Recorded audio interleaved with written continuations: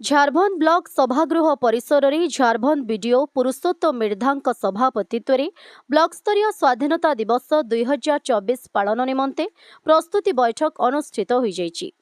झारखंड एबीडीओ भीष्म माझी, झारखंड कॉलेज अध्यक्ष श्याम सुंदर बेहरा, जिला परिषद सभ्य संतोष बेहरा, झारखंड थाना एसआई पीके सबर प्रमुख मंचासीन थिले।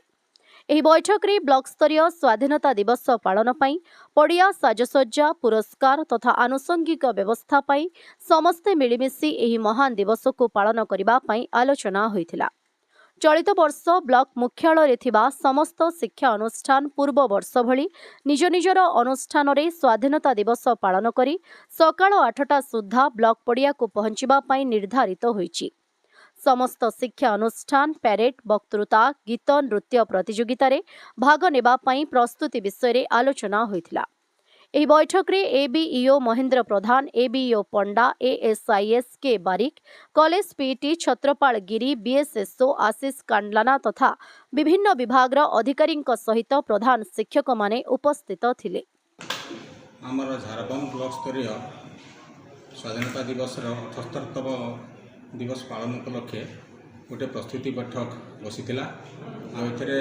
आमर समस्त अनुष्ठान जोग देकर सुचिंतित मतामत प्रदान करते केमती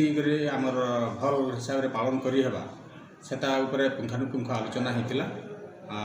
समस्त सहयोग कामना करुचे केन्ता भल हो पार आज